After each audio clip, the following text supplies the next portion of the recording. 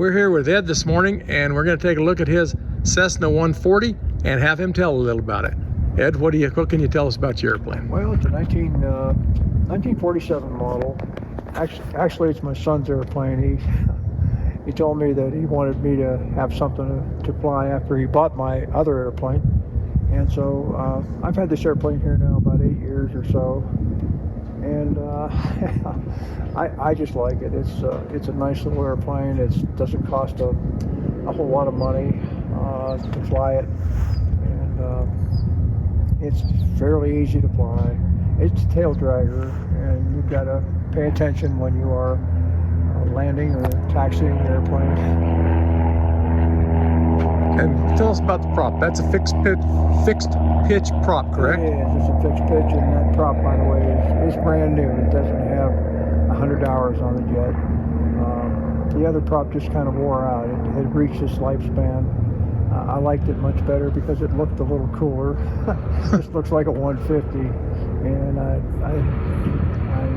I wasn't happy about that, but it is what it is. And what engine's in this plane? That engine is a Continental 85 in there with the stroker kit on it, which means it's got an 0200 crankshaft on it, and it puts on close to 100 horsepower. Just about 100 horsepower. Yeah, that's Well, let's go look inside it real quick. Sure. And see what the panel looks like in the interior. well, not much of a panel.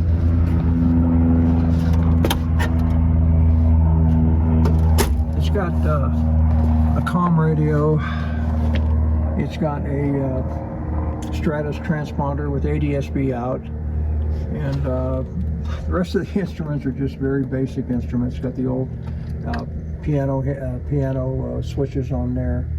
These are the piano switches. 170s had these also. That's right. And we haven't done a video on those, but we will.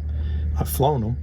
And this is pretty much, it looked to me like pretty much a stock panel. And what year is this plane? 1947. 1947, and that's what a instrument panel on 1947 Cessna used to look like. Yep, that's Just right. like that. Minus the radios. Minus the radio, because they didn't have radios. That's right. And this is a pretty nice 140. I've seen a lot worse 140s than this. Yeah. Yeah, you see them all fly by in the air and you think, well, they're all the same, and they're not. They're not. No, they are. This is a pretty nice airplane. Okay, let's go back to the back end of it. Sure, you bet. I don't see a baggage door. Nope. They didn't have any baggage doors on these. Baggage door. And this tail has the trim in the elevator, That's correct. which we'll get to. And then this is the trim. This thing right here, where we've done Cessna 180s and Super Cubs, and they're all the whole tail trims, flying tail. That's right. And the Cessna logo on here. Yep. Just a beautiful little airplane. It's polished. I personally love the look of polished airplanes, I like it. but I'm too lazy to have one because they take maintenance. You got to keep polishing them. Yeah, you do. And then again, it's a tail wheel. Let's go back and look at that real quick. Here's a tail wheel airplane. So your wheels in the back. That's right. And what we didn't touch on, and I just learned myself, I thought 120s were the only ones with fabric wings, but this is a 140 That's right. because it has flaps Yep. and it has a fabric wing. That's right. And I was a little shocked because I thought by the time they got to this 140, they were metal. They're not. That's Nope. huh. I had about 25 years ago, I had a 140. It did have metal wings on it. It was a 46. And I've flown them both, and to be honest, I like the fabric wing airplane better for handling. It seems to be a little more with the program. I could do more with it, but that's my opinion. And I've only flown one of these once, so I don't have a lot of experience. But I've talked to a lot of owners, and they all said what Ed just said.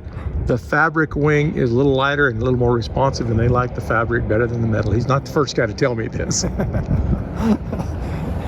And again, I've only flown one time, and they're just nice little airplanes. And they're probably pretty affordable. What do you think these things sell for today? Do you have any idea? You know, up until the craziness all started, Craziness meaning airplanes got a lot more expensive yes, lately. During the pandemic, things just went kind of crazy. And you could normally buy an airplane like this for about $25,000, and today that's probably gone up by about another $10,000. So you're probably talking about $35,000 for one of these airplanes in this kind of condition and so forth. So That is what I was going to say. Yep. That's about what they've gone up, about $35,000, which still in today's world, I won't even buy a new pickup. So that's right. you can have an airplane for a lot less than you think you can, and this will make you a pilot, this little airplane with the tail wheel and all. Yes, it will. It will make you a pilot. Well, I like it. I think it's just a beautiful little airplane. You have anything else to add, Ed? Well, it's a fun airplane. It's fun to fly, but it's also a fairly slow airplane. It's not going to get you somewhere. It'll go 100 miles an hour. And if that's good enough for you, that's fine. And you don't want to probably take too many long trips in it. It would get tiresome after a while, but it's just a fun little airplane, a good airplane. Well, my Super Cub is a 85, 90 mile an hour airplane. So he said it's really slow at 100 miles an hour. It's faster than my Super Cub. So, all right. Well, there you have it. 140 Cessna. Thank you for watching, and please like and subscribe and help us build this channel. And I thank you, and we'll catch you in another video. All right.